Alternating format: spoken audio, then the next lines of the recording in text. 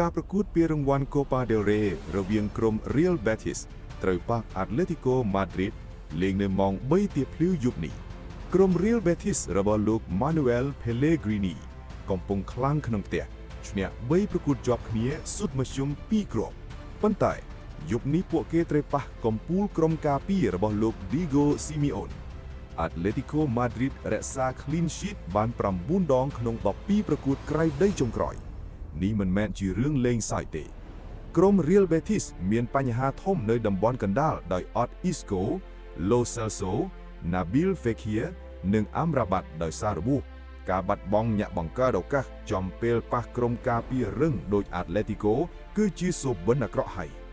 Atletico អត់មាន Griezmann មែនប៉ុន្តែពួកគេមាន Julian Alvarez ចាប់ដៃគូជាមួយ Alex Baena ខ្ញុំជឿថា Atletico នឹងលេងបែបអត់ធ្មត់ហើយឆក់យកជ័យជំនះនៅចុងម៉ោង